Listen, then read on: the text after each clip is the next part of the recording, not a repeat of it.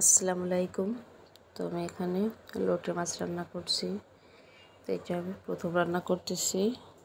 এই যে মাছগুলো কেটে ভালো করে ধুয়ে নিয়েছি, তারপর কড়াই দিয়ে দিলাম। এখানে আছে পেঁয়াজ, তেজপাতা ও কাঁচামরিচ, আর এখানে আছে আদা, জিরা ও রসুন বাটা, এখানে শুকনো মরিচের গুঁড়া, হলুদ, লবণ। এখন কড়াইটা চুলায় দিয়ে দিয়েছি। তো তেল গরম করে তার মধ্যে দিয়ে দিচ্ছি কেটে রাখা মশলাগুলো। তো এগুলো একটু হালকা নেড়ে চেড়ে এর মধ্যে দিয়ে দেব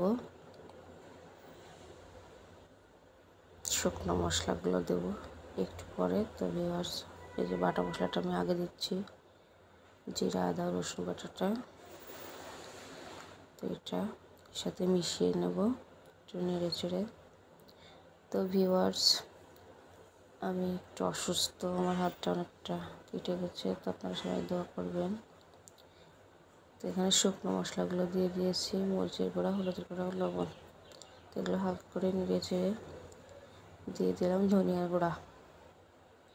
তো আমার হাতটা অনেকটা কেটে গেছে, আপনারা সবাই দোয়া করবেন। এখানে আমি দিয়ে দিলাম টমেটো।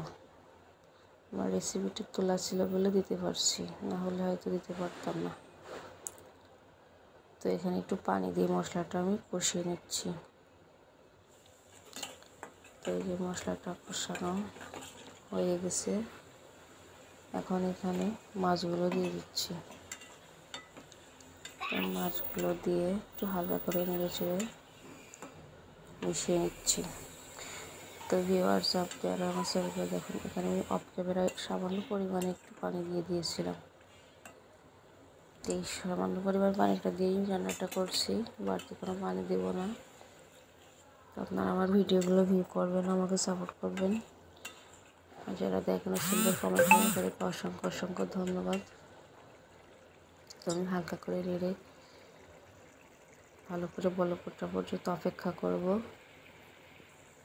তো এর আগে মাছটা আমি খাইও না, কখনো রান্না করিনি। তো আজকে একটু রান্না করছি, দেখি কেমন হবে। ইনশাল্লাহ ভালোই হবে।